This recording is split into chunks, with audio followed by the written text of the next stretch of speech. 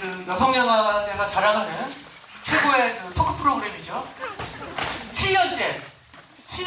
예. 오늘 확인해 보니까 아중 배우가 얘기를 해줬는데 7년째 이 프로그램을 하고 있어요. 예. 김아중이라는 배우의 헌신이 없었다면 정말 존재조차 할 수 없었던 그 여성영화제 올해 그 스타 토크, 여러분 김아중 배우를 열어보기 축하합니다. 안녕하세요. 반갑습니다. 올해도 어김없이 돌아온 스타토크 김아중입니다. 반갑습니다. 어떻게 지내십니까? 저요, 잘 지내고 우리도 있어요. 1년에 한 번 만나는 것 같아요. 그러니까요. 견우와 직녀도 아니고. 네. 네, 어떻게 지내십니까? 뭐 잘 지내고 있고요. 뭐 다 마찬가지겠지만 빗속에서 무더위를 견디면서 잘 지내고 있습니다. 네. 그 어땠어요? 오늘 보신 디베르티멘토. 너무 재밌게 봤고요. 그리고 뭐 정말 그냥 뭐 다른 막 분석을 하기 위해서 분석을 했다기보다는 배우로서 굉장히 이입되는 부분이 많았어요. 제가 클래식 음악을 잘 알지는 못하지만 우리 영화 현장, 드라마 현장과도 같다. 네, 배우들의 앙상블이라던가 감독님의 리더십에 이렇게 따라가는 우리의 현장의 모습이 그려지면서 자연스럽게 이입이 되더라고요. 그래서 굉장히 재밌게 봤습니다. 네. 저도 우리가 7년 동안 이 스타 토크를 하면서 했던 영화들이 다 좋았고 감사하지만 이 디베르티멘토가 이제까지 했던 영화들 중에 제 취향엔 제일 재밌었어요. 네. 그러니까 보는 내내 되게 행복했고 네. 그런 적이 없었거든 사실.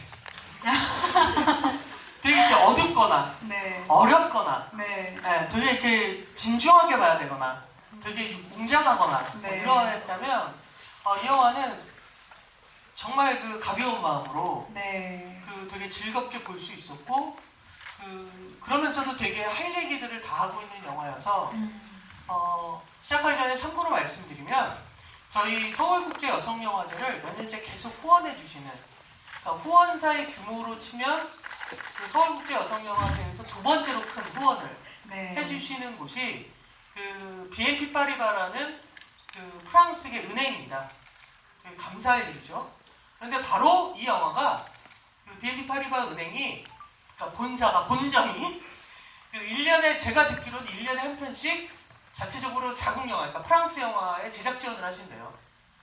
근데 이 영화가 그 바로 그 BNP 파리바의 제작 지원으로 만들어진, 그러니까 우리 식으로 얘기하면 뭐 우리은행이나 신한은행이 이상한 짓 안 하고 되게 이렇게 예술적이고 의미 있는 여성 감독의 영화를 제작 지원을 하는 거예요. 그래서 나 이제 다음 작품 계약하려면 거기 계좌나 틀려. 네. 너무 이렇게 훌륭한 일을 하시는 것 같고, 네. 그러니까 그런 것들이 실질적으로 그 예를 들면 영화에서도 그 결국 시장을 설득하고 누군가 후원자가 되고 마음을 주고 이러면서 한 명의 올곧은 지휘자가 만들어지는 것처럼 그 우리나라에도 뭔가 그 여성 감독들, 그러니까 사실은 아마 여러분들 올해도 여성영화제에서 뭐 발견이나 유커런치나 아니면 단편 경선을 통해서 많은 한국 영화를 만나실 거예요. 여성 감독의 영화를. 그럼 하나같이 주류를 하면 얼마나 만들기가 어려웠나, 얼마나 힘들었나를 얘기를 하게 되거든요. 근데 그럴 때 뭔가 이런 든든한 좋잖아. 네. 그래서 되게 부러운 마음 이런 게 들었는데 어떤 장면이 제일 기억이 나요?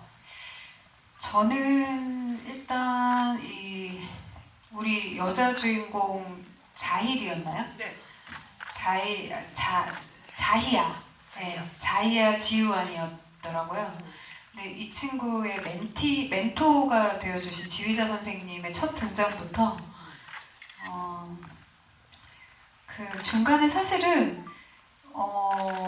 전개에 꼭 필요한 부분인지는 모르겠으나 왜 지휘자 선생님하고 이 아버지하고의 그 대화 장면이 있어요. 뭐 나는 8개국의 언어를 혼자 독학했다라면서 아랍어를 아버지가 이렇게 발음을 알려주시고 이런 장면이 있는데 사실 그 장면이 어떻게 보면 극 중의 전개상 종종 생략되기도 하는 씬들이잖아요. 근데 그런 장면들이 소소하게 잘 담겨 있더라고요. 근데 그 장면이 있으면서 뭐라고 해야 되지? 이 인물들이 그냥 이 여자 주인공 주변에 기능하고 있는 게 아니라 다 살아 숨쉬는 생명력을 가지는 한 역할로 또 그런 게 느껴졌어요. 그 장면에서. 그래서 뭔가 굉장히 뿌듯했고 그런 작은 장면이지만 그런 것들도 너무 인상이 깊었고 그리고 그런 이야기를 하더라고요. 이 지위에 대해서 이제 가르쳐 줄 때 굉장히 멋있는 대사가 있어서 적어놨는데 악보에 모든 게 다 있다. 본질만 빼고. 그게 이제 말러가 한 이야기라고. 그래서 이제 지휘자 선생님께서 말씀을 해주시고, 그다음에 토스카니니는 굉장히 위대한 완벽한 지휘자였지만 아무것도 하지 않았다. 근데 그 이야기가 굉장히 저는 가슴을 막 파고들었어요. 그렇죠. 그 모든 네. 그 창작 행위를 하는 또 네. 예술 행위를 하는 사람들한테 네. 이렇게 고민이 되는. 그러니까 이를테면 그 김하중이라는 배우에게 어떤 캐릭터가 갔을 때 네. 시나리오가 전부이지만. 네. 저도 제가 늘 사실은 대본을 보면서 이 작가님의 의도와 내가 꼭 해내야 하는 어떤 기능적인 면들을 먼저 사실은 챙기게 되거든요. 그리고 연기하고 나서 내가 오히려 더 본질적인 것들을 혹시 놓친 게 있나? 내가 이 캐릭터를 역할로 뿐만 아니라 한 사람으로서 올곧이 잘 표현을 했을까? 난 본질에 잘 다가섰을까? 이런 고민들을 하게 되거든요. 근데 그 부분을 딱 얘기를 해주는데 굉장히 이게 제 그냥 개인이 듣게 되더라고요. 그 말을. 그래서 굉장히 인상 깊었던 장면이었어요.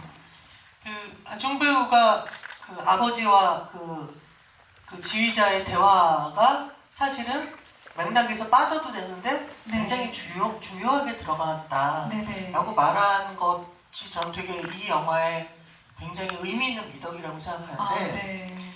그러니까 이 영화에서 배경이 된 아이들이 살고 있는 스탱이라는 그 도시는 제가 찾아보니까 파리에서 북쪽으로 한 11km 정도 떨어져 있는 그 그냥 지정학적인 위치로만 보면 의정부, 구리, 그 정도인 거예요.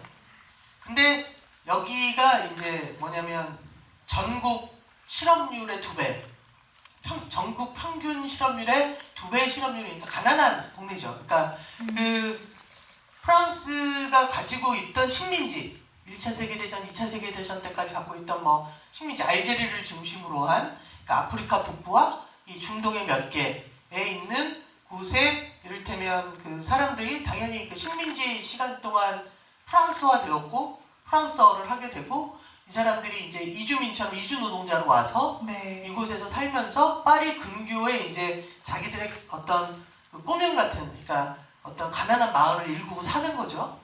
근데 바로 그곳의 정서를 놓치지 않기로 한 게 감독의 의지인 것 같아요. 그러니까 왜 저는 초반부에 되게 재미있는 게 뭐냐면 그 자히아랑 동생이 파리에 있는 아마도 되게 제일 잘 나가는 음악원에 딱 가니까 거기서 그런 얘기를 하잖아요. 얘네들은 불필요해도 최고를 갖는 아이들이라고. 그러니까 난 이만큼 이렇게 소위 가진 사람들에 대해서 한마디로 딱 정리하는 문장이 있었나. 불필요한 것도 일단 최고를 가지고 보는 아이들이다. 그러니까 그런 곳에서 가장 필요한 것조차 부족한 상태의 아이 둘이 왔고, 근데 얘네들이 위로를 느끼면서 끊임없이 하는 것은 뭐냐면 지역의 공동체 공간이잖아요. 그래서 장애를 갖고 있는 친구도 있고 아직까지 프랑스어가 서툰 친구도 있고 그 다양한 인종이 섞여 있는 곳에서 음악을 학생인데 가르치고 음악으로 이렇게 향유하려고 하고 이런 공동체를 계속적으로 보여주고 싶었던 게 감독이 생각하는 음악이라는 것.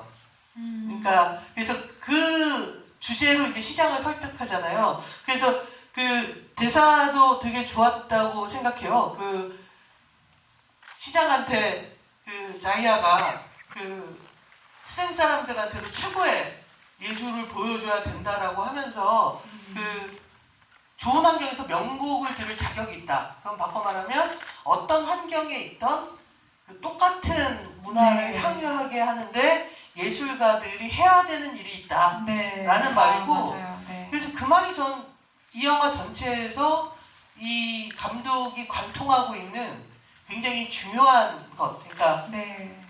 그 가난한 사람들이 어떻게 이 클래식 음악을 향유할 수 있는 가 사실은 한국에서도 쉬운 일이 아니죠. 그쵸.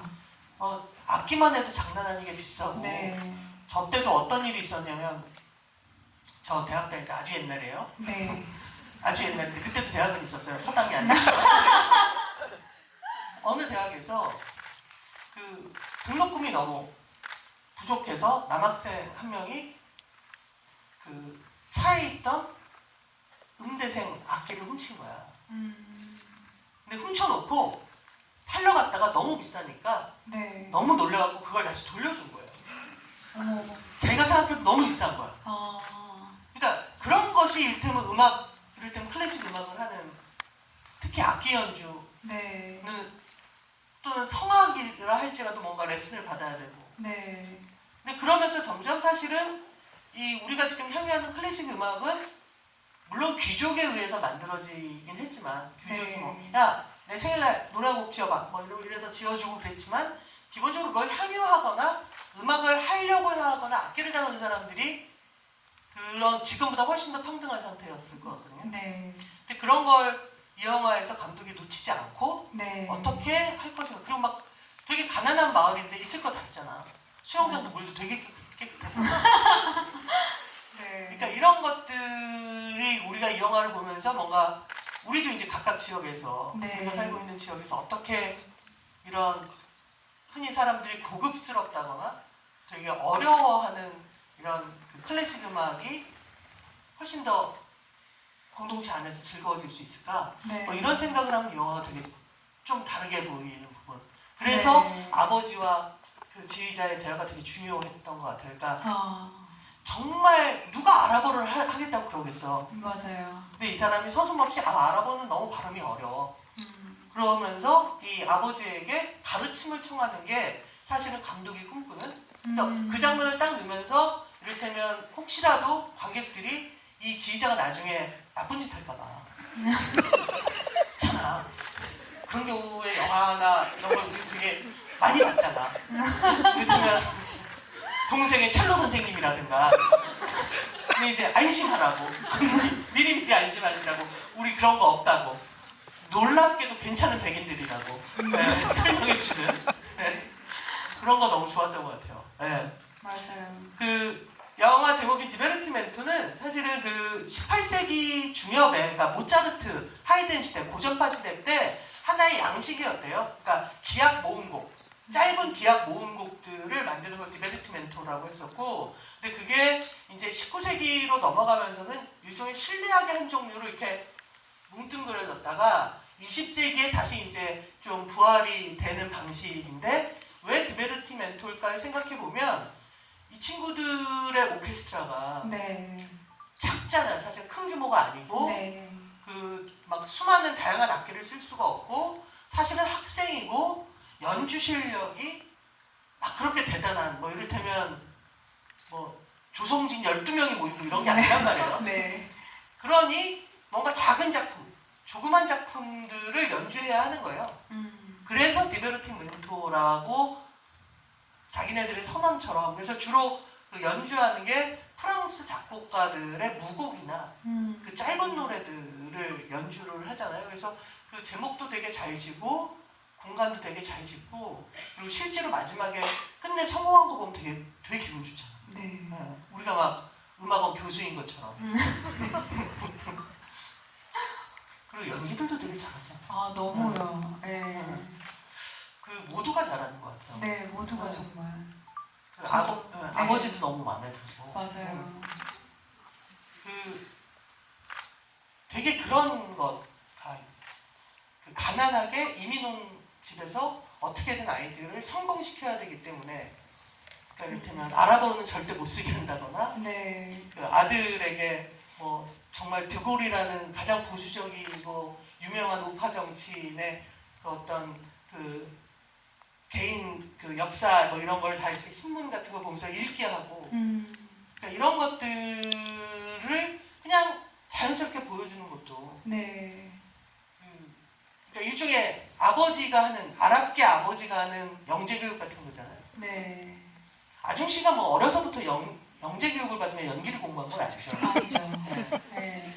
정말 그래서 왜 보통 뭔가 이렇게 뭔가 영웅 스토리처럼 이렇게 성장담은 이렇게 불우한 가정 환경에 뭔가 지지해주고 응원해주는 사람이 적은 환경의 주인공이 많이 놓이잖아요. 근데 이 영화는 또 가족들이 너무 든든한 지지자더라고요. 뭐 쌍둥이 자매도 그렇지만 부모님, 뭐 동생, 그래서 그런 부분도 뭔가 이렇게 이 주인공을 조금 더 막 극한의 상황으로 몰지 않고 그 외곽 지역에 사는 하지만 음악을 너무 사랑하는 그런 아주 단란한 가정을 편안하게 그려줘서 그것도 너무 좋은 지점이었어요. 네. 저는 그 파리 교회 아파트 단지를 이렇게 나름 화목하고 기분 좋게 다룬 영화 진짜 오랜만에 보는 거예요. 진짜요. 주로 네. 화염병 뭐 이런 거 나오는 영화들이 대부분이거든요 요즘. 네. 이게 뭐냐면 그 개토화되어진 것들이 되게 많아서 최근에도 계속 뉴스도 나오고 뭐 증오라는 영화 보면 바로 그 지역에서 출발해서 이제 화염병 들고 우르르 가는 그야말로 소외된 청소년들 얘기인 건데 네. 이 영화는 어떻게 보면 그 다음에 이야기인 것 같아요. 근데 그것을 어떻게 봉합할 것인가? 우리를 어떻게 하나의 공동체로 포함할 것인가? 우리는 피부색도 다르고 사실은 그 프랑스어를 할 때 발음도 되게 다르고 네. 대뜸 뭐 그런 쟤 말하는 거 되게 이상해라고 얘기하기도 하고 옷 입는 거 되게 이상해라고 하기도 하지만 어떻게 이 공동체를 만들어갈 것인가 라는 측면을 이렇게 놓고 보면 바로 지금 우리나라에서도 되게 볼만한 영화 별의별 일이 요즘 다 있다 보니까 네. 그런 게 있는 것 같아요. 저는 그것도 되게 아중 씨가 좋아했을 것 같아요. 그러니까 그 자히아가 네. 계속 일상에서 음악적 영감을 얻잖아요. 네. 그러니까 그 기차를 타고 갔는데 거기서 울리는 어떤 소음이 네. 자기가 지금 지휘를 하고 고민을 해야 되는 어떤 음악 그게 맞아요. 박자하고 연결된다거나 엄마가 막 거품기로 막 이렇게 휘젓는 그 생활 소음도 다 이렇게 음악으로 연결지어지고, 그러니까 이 친구가 얼마나 음악에 몰입되어서 있는지를 계속 들여다보게끔 해주는 장면들이었는데, 사실 연기할 때도 연기자들도 혼자 찍는 씬이 결코 쉽지 않거든요. 그렇죠. 그게 더 어려울 때가 많아요. 주고받는 뭔가 상대가 뚜렷하지 않으니까 어떻게 이 느낌으로 이 씬을 이제 만들어가야 될지 고민인데, 근데 이제 꽤 적지 않은 그런 장면들이 너무 그럴싸하게 표현이 되더라고요. 그래서 그게 너무 좋았어요. 혹시 뭐 작품을 할 때 네. 막 집중을 하거나 그럴 때 음악을 듣는 편이에요? 그러니까 이를테면 소음으로라도 네. 음악을 틀어놓는 편이 아니면 그런 걸 딱 이렇게 안 틀고 네. 뭔가 조용한 상황을 만드는 편이에요? 저는 그러니까 그냥 대본이 많이 숙지가 안 됐을 땐 이제 조용히 하고 일단 들여다보는 편이고요. 그리고 근데 이제 뭔가 내가 이 감정이 조금 오늘 끌어올랐으면 좋겠다 이러면 뭐 조금 업되는 음악을 듣기도 하고, 때로는 이제 현장에서 감독님들이 나는 이 씬이 이런 무드로 연출됐으면 좋겠어 그리고 음악을 틀어주실 때도 있어요. 그래서 그냥 그거 듣고 또 그 분위기에 연기를 하기도 하고 그런 것 같아요. 그러니까 저도 이제 그런 장면들 보면서 떠올렸던 게 생각해보니까 전 개인적으로 클래식을 되게 좋아하는 편인데 좋아하는 이유가 딴 게 아니라 네. 이게 이제 나쁜 말이에요. 일본 말로 이렇게 해가지고 넘어온 이렇게 공사장이나 네. 노동판에서 쓰던 말인데 마찌꼬바라는 말이 있어요. 마찌꼬바? 그게 뭐냐면 네. 그 청계천에 그 그냥 쉽게 얘기하면 전태일 씨나 이런 분들이 일하던 아주 작은 방직 공장 같은 아주 작은 곳에서 막 그 일하는 사람들이 항상 이렇게 막 꽝꽝거리는 그런 영화를 보면 꽝꽝거리는 트로트나 막 댄스 음악 같은 걸 크게 틀어놓잖아요. 사람들이 이렇게 긴장을 놓치지 않고 딴짓 못하게 하려고 다칠까봐 막 그런 음악을 틀어놓고 그냥 피곤한 걸 덜하게 하고 그래서 그런 걸 이제 농담삼아 사람들이 그 현장에서 맛집꼬바 음악이라고 그래요. 근데 이제 제 입장에서는 제가 글을 쓸 때 이제 맛집꼬바 음악이 있는데 그게 너무 빠르거나 한글 가사거나 좀 알아들을 만한 영어 가사면 너무 힘든 거야. 나는 지금 쓰고 있으니까. 네네 맞아요. 그리고 빠르면 갑자기 막 초조해지고. 그래서 뭔가 그 내 심신을 안정시키며 아니야 어제도 제작자가 전화하지만 영자 늦은 거 아니야 걱정하지 마 하고 그 위로해주며 쓸 수 있는 음악이 어느 순간 기악곡이더라고요. 그래서 감독님 영화가 그런 음악이 잘 어울리는 것 같아요. 뭐 감사해요. 정말로 그냥 이렇게 현음악이나 뭔가 이런 클래식이 나와도 너무 잘 어울리는 것 같아요 감독님 영화가. 그래서 저는 사실 그래서 이제 클래식 음악을 어떻게 보면 되게 기능적으로 듣기 시작한 거죠. 이 작곡가의 이런 노래, 이런 음악은 너무 좋아 이런 게 아니라 날 건드리지 않아. 나를 그냥 내비두고 있어. 뭐 이러면서 이제 듣기를 시작하면서 점점 좋아지게 됐는데 그런데 저도 그럴 때가 있거든요. 아마 아종 씨도 있을 거예요. 그러니까 어느 순간 주변에서 오늘 내 하루에 있었던 어떤 게 내일 내 촬영에서 나의 어떤 거에 영향을 끼칠 때가 있어요. 네. 네. 그러니까 이를테면 길거리에서 뭐 지하철을 타고 가다 봤던 어떤 사람의 어떤 말도 안 되는 말이 네. 갑자기 계속 기억이 나면서 그 다음날 현장 가서 어떤 배우에게 이런 식으로 말을 하면 어때요? 네. 라고 얘기를 한번 해본다거나 네. 근데 그런 것들이 저는 이 영화에서도 뭐냐면 끊임없이 소음을 들으며 그것으로 자기의 박자를 네. 맞추면서 가는 네. 아주머니 오늘 너무 예뻐요 라고 하시네요. 네. 아이고 감사합니다. 어제보다 더 이쁜가 보죠. 참 인간이 신기하네요. 어떻게 매일매일 더 이뻐질 수 있죠?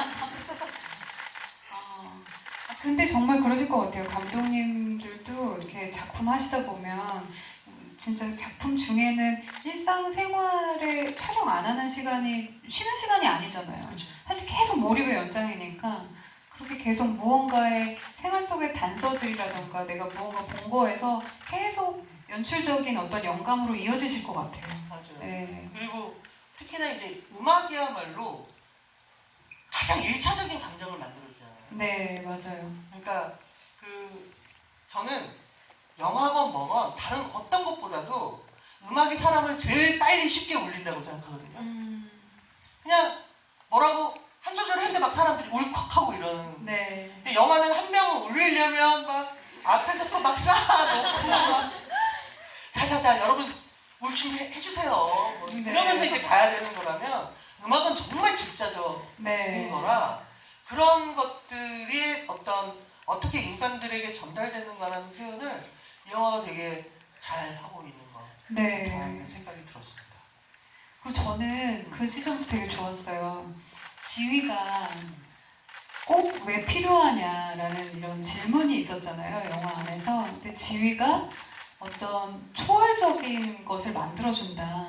근데 저는 실제로 그런 것들을 느끼거든요. 현장에서 감독님의 디렉션에 따라서 내가 생각지도 못했던 것들이 이제 그런 디렉션에 따라서 더 초월적인 무언가가 나온다거나 혹은 상대 배우와의 연기 호흡 중에 저 상대 배우가 내가 그래서 읽었던 역할보다 훨씬 더 근사하게 살아 숨쉬어주면 거기에 이끌려서 이렇게 초월적인 무언가가 나올 때가 있는데 와 음악도 그렇구나. 네, 그런 생각도 많이 하게 됐어요. 그리고 왜 이렇게 예전에 위플래시라는 영화에 J.K. 시몬스 배우가 연기했던 플래처 역 굉장히 거칠고 막 굉장히 카리스마 있고 막 그렇게 끌고 가는 리더십인 것 반면에 또 이 영화에서는 요새 이런 말이 유행이더라고요.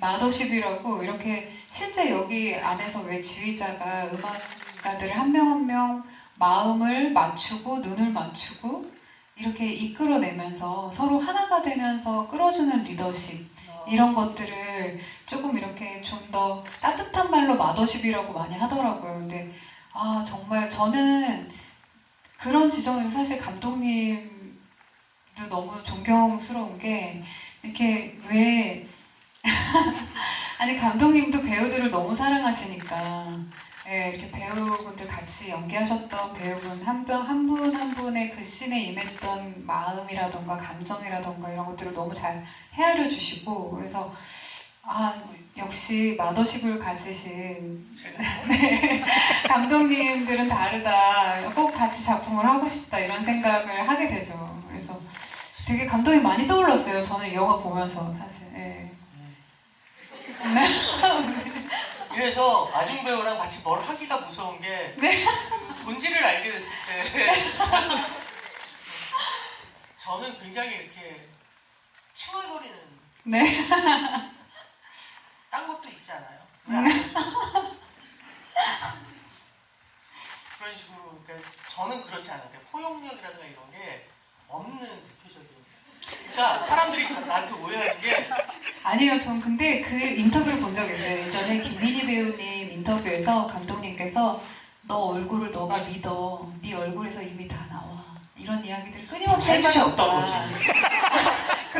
근데 그런 이야기가 이쁜 배우한테 그게 꽤 먹혀요. 내가 정말 그걸 김민희 배우한테만 썼을 것 같아요. 아 근데 그런 인터뷰를 보는데 진짜 너무 부러웠고 아 진짜 너무 행복했겠다 김민희 배우님은 이런 생각을 많이 했어요. 근데 진짜 그런 어떤 이렇게 안아주시면서 가는 이제 감독님들이 리더십이 너무 이제 필요할 때가 있죠 배우들이. 네. 그러지 마요. 요즘 한 2년째 정말 나는 제일 타파하고 싶은 나쁜 그 대한민국의 관습이라고 생각하는데 MBTI 묻는 거 있잖아요. 지겨워 죽겠어. 근데 어느 날 해봤어요. 네. 그러면서 나에 대해서 나는 조금 알게 된 게 있어요. 제가 뭐가 나왔을 것 같아요? 저 인프제가 나와요. 근데 사실은 저 제가 인프제 너무 좋아해요. 전 인프제랑 잘 맞아요. 그럼요. 저 진짜 인프제 너무 좋아하거든요. 그럼 지금 이런 상황들은 좀 얼마나 불편하고 슬슬 이제 질문을 받아보면서 또 잠깐 여러분들의 얘기도 들을까 봐요. 혹시 궁금하신 게 있으시거나 이런 분은 손을 들면 마이크가 글로 가나요? 그죠? 진짜 이 코로나 기간을 지나면서 잊혀졌던 것들이 부활되는 순간 갑자기 이렇게 낯설 때가 있어요. 왜 우리가 한동안 카카오톡을 이용해가지고 질문을 받고 그랬었잖아요. 맞아요. 근데 그런 거에 너무나 익숙해지어 있던 어느 날 마이크가 딱 돌아갈 때 예전으로 돌아갔구나 하고 저거를 왜 그래서 혹시 궁금하신 게 손만 이렇게 앉은 상태에서 들어주시면 우리 자원활동가들이 마이크를 들고 갈 거예요. 예, 저기 계시네요. 자원활동가님들이 잘 봐주셔야 되는 게 제가 앞에 조명 때문에 네. 여러분들이 거의 앞줄 한 4번째 칸 제외하고는 안 보여요. 네, 네, 영화는 잘 봤는데 목소리가 이상하게 나오네요. 네, 동생이 첼로 그거 하고 경연이라고 하나요? 그거 하고 금메달을 선생님이 한마디로 뭐랄까요? 뺐잖아요. 아직 자격이 없다. 이래놓고 뒤돌아서는 우리 아들이 현악기를 만드는데 그걸 갑자기 선물을 해주는 게 저는 왜 그랬을까? 그냥 금메달도 주고 첼로도 주면 안 됐을까? 이런 생각을 저는 했는데 어떻게 생각하시는지 궁금합니다.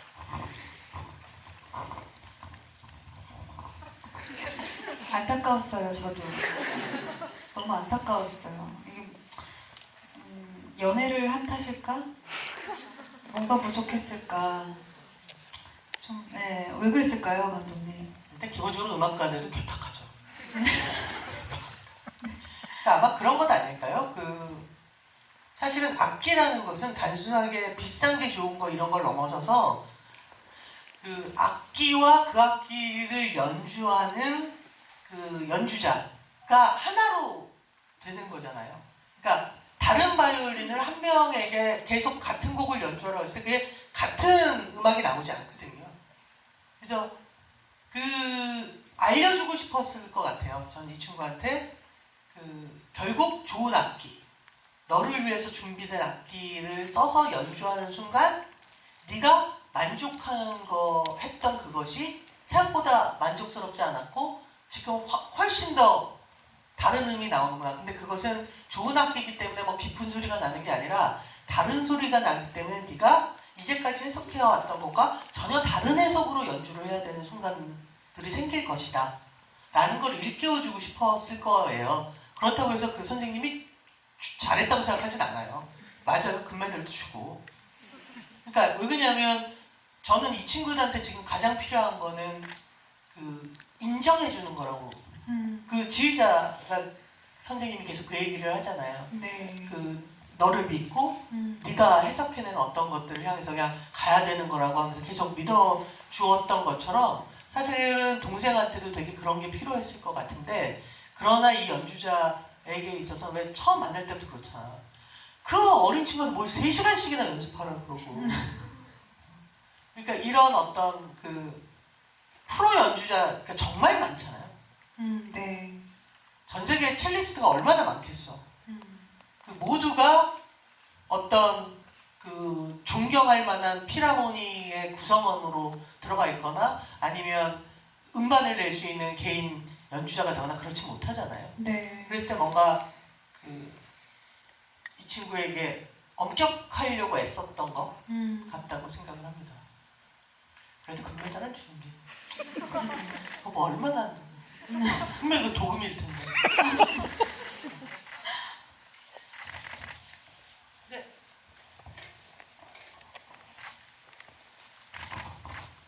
그 영화에서 보면 여성 지휘자는 뭐 부적합하다라고 말을 하기도 하고 영화를 보면서 내내 그런 메시지를 계속 전달을 받았거든요. 저는 이게 뭐 변현주 감독님도 김하중 배우님도 현장에서 일을 하시다 보면 어느 정도 공감이 되는 부분도 있을 것 같고 저는 그냥 지휘자로서 직업을 갖겠다는 것 뿐인데 이게 왜 부적합하다고 표현이 되는지 의아하기도 하고 분노감이 들기도 하고 사실은. 근데 어쨌든 촬영 현장은 모두가 협동해서 만들어 나가야 되는 작업이기 때문에 마냥 화가 난다고 해서 표출할 수 있는 입장도 아니고 그래서 만약 감독님과 배우님이 현장에서 그런 일을 겪게 되신다면 어떻게 대처하실 것 같은지 궁금합니다. 자, 일단 이 영화에 바로 여러분들이 봤던 이 영화의 순간이 1999년이라는 거에 조금 집중을 해주실 필요가 있어요. 그러니까 지금도 분명히 그 여성 지휘자의 숫자가 많지는 않지만 예를 들면 그 저 개인적으로 너무나 좋아하는 연주자였는데 장한나 첼리스트로 독보적이었던 장한나 지휘자 같은 경우는 지금 지휘자로 활동을 하면서 노르웨이 필하모니에서 음악 감독을 하고 있고 또 김은선 지휘자 같은 경우는 그 우리나라 지휘자들 중에서 정명훈 지휘자 이후에 처음으로 메이저 오페라단의 음악 감독을 하고 있어요. 그 외에도 되게 많은 그 여성 지휘자들이 한국에서도 활동을 하고 있고 세계적으로도 활동을 하고 있고 이때는 이제 그렇지 않았던 시기였던 거죠. 그래서 그렇기 때문에 이 실제로 지금은 굉장히 훌륭한 지휘자로서 자기 커리어를 쌓고 있는 이 사람의 그때는 네. 이랬었다라는 걸 강조하기 위한 부분도 분명히 있을 거예요. 그리고 아마도 우리 대중예술보다도 클래식 예술이 조금 더 어떤 뭔가 여태까지의 관습들이 조금 더 엄격하게 좀 지배를 하고 있지 않았나 어떤 분위기가 네, 그런 생각도 들더라고요. 맞아요. 네. 그러니까 저는 아직도 클래식이 그 위대했던 작곡가들의 교과서 같았던 그 어떤 악보를 어떻게 정확하게 그 사람을 만날 수 없잖아요. 죽었으니까. 죽은 그 사람과 소통해내며 그 악보를 그 사람이 그렸을 때와 같은 마음으로 연주할 수 있을까? 네. 예, 함몰되어 있는 건 아닌가라는 아주 시건방진 얘기입니다. 혹시 음악을 전공하시는 분들이 계시다면 죄송. 그러니까 저는 왜 지금은 그러니까 현대 음악을 작곡하는 작곡가들은 있지만 이를테면 고전파나 낭만파나 뭐 이때 당시에 그 어떤 교향곡을 지금 작곡하는 경우는 없잖아요. 네. 그러니까 그것이 이미 다 해냈다. 이를테면 그 모차르트와 베토벤을 이어서 말로까지 가면서 끝났다라고 생각하는 어떤 것이 과연 끝났는 건가? 우린 끊임없이 해석을 해야 되는 것을 향유하는 것만인가? 라는 이상한 그 비전공자의 답답함이 있어요.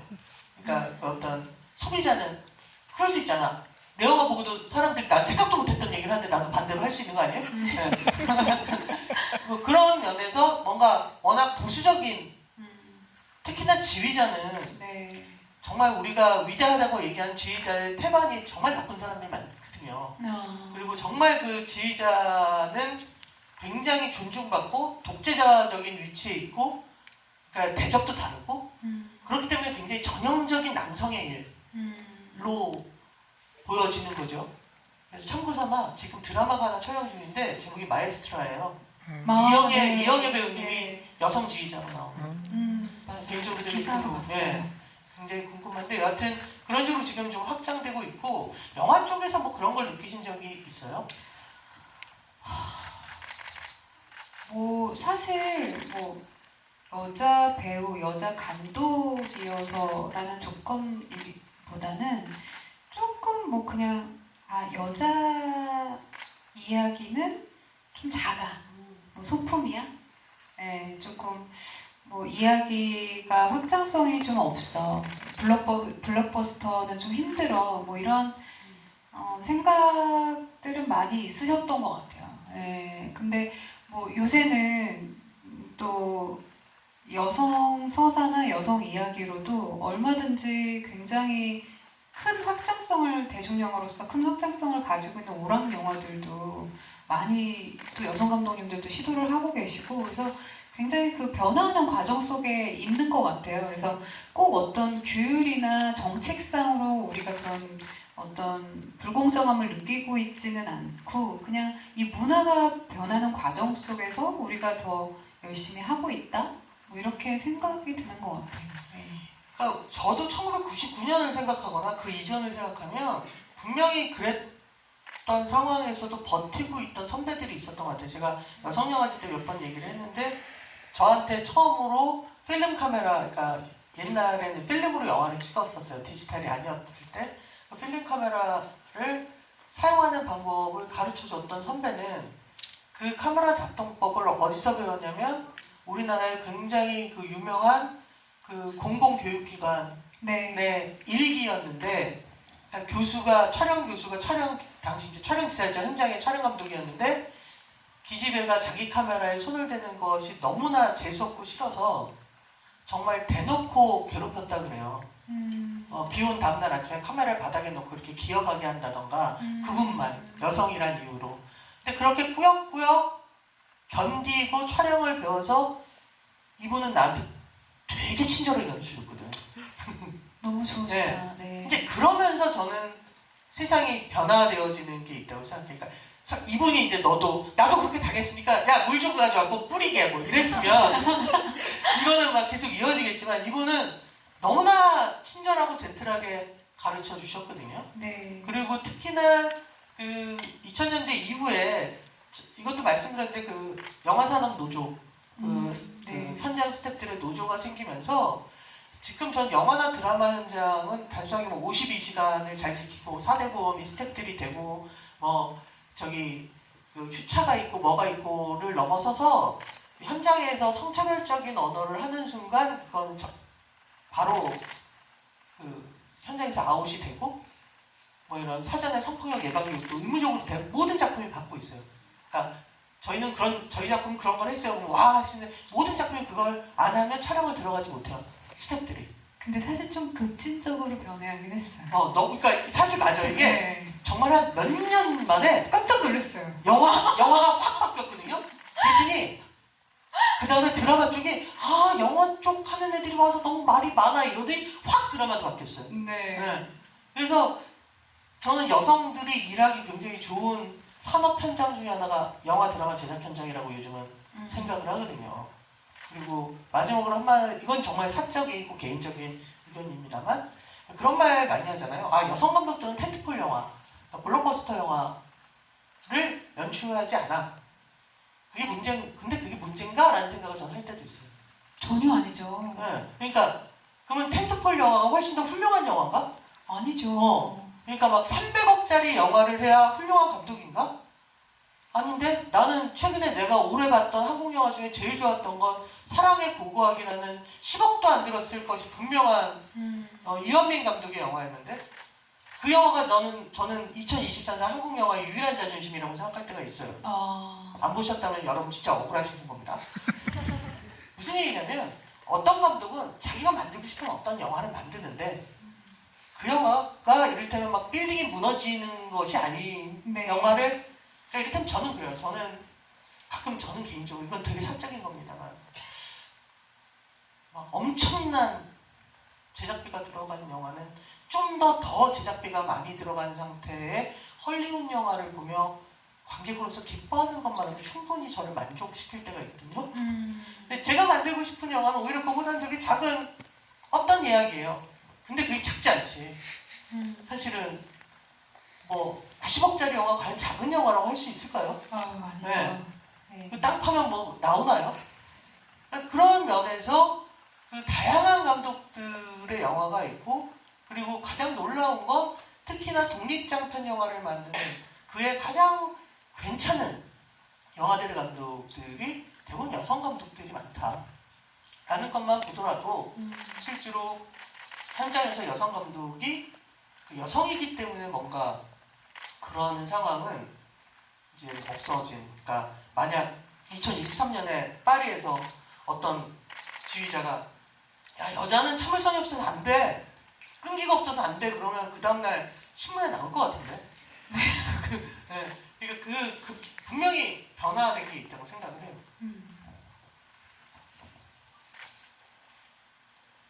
네.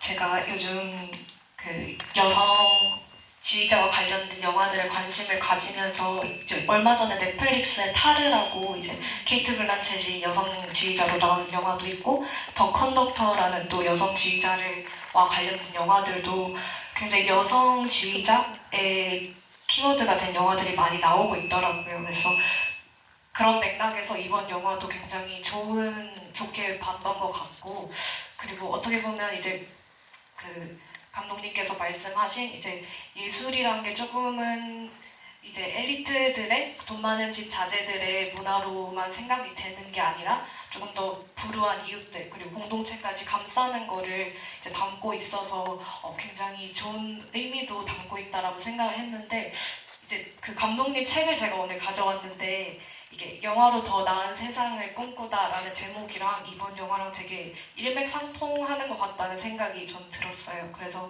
이제 아까 방금 감독님께서 말씀하신 이제 좀 작지만 그런 꿈을 담는 얘기들이 이제 감독님이 생각하시는 그런 부분, 더 나은 세상을 만들기 위해서 어떤 영화를 제작하고 어떤 목적을 가지고 있는지 좀 궁금했습니다.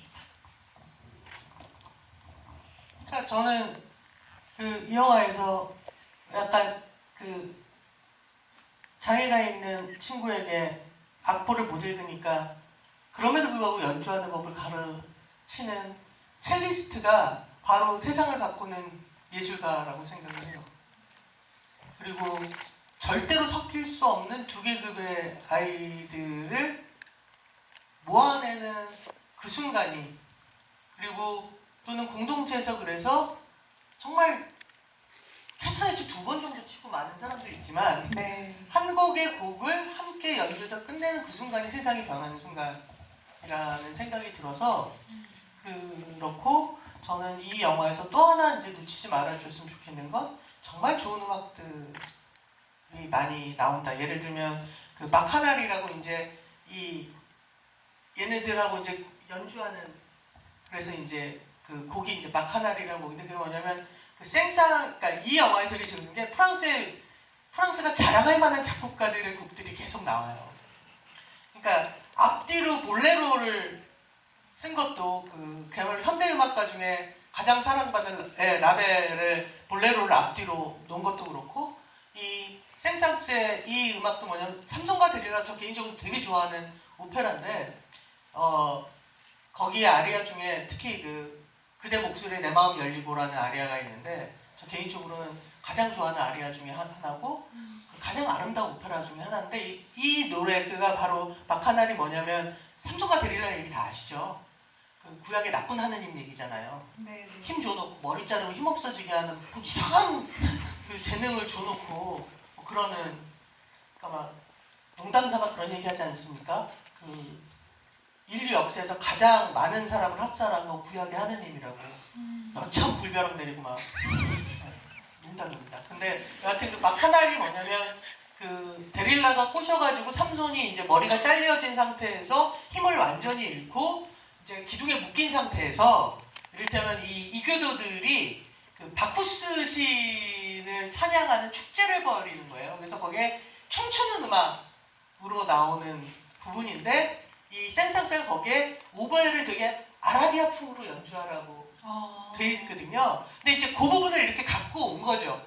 그래서 아라비아 악기도 쓰고 이런 것처럼 그 어떤 프랑스 작곡가들의 되게 아름다운 음악들을 뭐 볼레로뿐만이 아니라 바카날뿐만이 아니라 뭐 이렇게 교도소에서 연주하는 음악도 되게 그 유명한 그 프랑스 작곡가의 음악이거든요. 그래서 이런 음악들을 향유하는, 그래서 아마 감독 이름 나오고 거기에 자기에게 가장 영향을 줬던 음악을 만든 사람들에게 감사하는 그런 걸 썼던 건, 이 영화가 갖고 있는 기본적인 어떤 그 고전파서부터 시작해서 현대음악까지를 아우르는 그 프랑스 작곡가들을 중심으로 한 이 어떤 위대한 음악가들에 대한 애정을 숨기지 않는다고 생각을 해요. 그래서 이 영화를 보고 음악이 되게 듣기 좋은데 라고 하신다면 이렇게 한번 찾아서, 우리에게는 이제 그 유튜브라는 음반을 사지 않아도 들을 수 있는 굉장히 좋은 네. 뭐 애플 뮤직이라든가 이런 게 있지 않습니까? 그리고 혹은 저 개인적으로 가장 사랑하는 채널인데 KBS의 그 클래식 FM이 있어요. 93.1. 네, 지금 그걸 없애려고 그런댄다. 어머. 멍청한 놈들이. 어머. 그러니까 저는 93.1이 이 아버지를 만드는 거라고 생각해요. 그렇잖아요. 이 그쵸. 아버지가 막 음악 교육을 받았겠어? 그러니까요, 맞아요. 그런데 어느 날 라디오에서 흘러나온 어떤 클래식 음악 하나가 이 아버지를 미치게 만든 거야. 너무 좋아서. 네. 그러니까 하마터면 도박하면서 시간을 보낼 뻔한 아버지가 네. 그럴 수도 있잖아. 근데 그렇지 않고 그냥 음반을 사고 아이들과 음악을 교류하고 영화 시작처럼 이건 볼레로라는 노래야, 음악이야 라고 하는 그 원인이 바로 저는 정말 훌륭해요. 클래식 FM 93.1이 비단 클래식 음악뿐만이 아니라 세계 음악을 다 향유할 수 있고, 또 5시부터는 국악도 네. 1시간 동안 해주는 굉장히, 그래서 전 그 방송이 꼭 지켜졌으면 좋겠는데, 여하튼 93.1을 아침부터 들으시면 이렇게 틀어놓으시면 한 번쯤은 생상스가 걸리고 네, 한 번쯤은 걸립니다 다들. 그래서 그런 그 음악을 즐기시는 거에도 좀 이 영화가 영향을 끼쳤으면 좋겠다 뭐 이런 생각이 드네요. 여하튼 네. 93.1 얘기 끝내 하고야 말았네요. 하도 제가 무슨 말을 해도 왜 정치적인 얘기만 하세요 그래서 오늘은 그러지 말아야지 했는데, 정치적인 얘기라고 생각 안 돼. 정치적인 얘기가 돼버렸네요. 네. 자, 이제 슬슬 정리할 때가 됐는데요. 아중 배우님, 네. 이제 아중 배우님은 현재 그리고 미래에 대해서, 근미래에 대해서 좀 궁금해하시는 팬들을 얘기해 주시죠. 근미래. 네. 열심히 작품 찾고 있고요. 요새 네, 열심히 찾고 있는데 참 쉽지가 않네요. 네, 요새 많이 이제 드라마, 영화 시장이 좀 위축되는 분위기여가지고, 네, 그래서 뭐 좋은 영화, 좋은 작품으로 찾아볼 수 있도록 노력할 거고요. 그리고 저는 사실, 그리고 이 대답을 더 붙여도 되는지 모르겠지만 마지막 질문 주신 분, 좋아요. 네, 하나 더 제가 느낀 지점을 말씀을 드린다면 그렇더라고요. 왜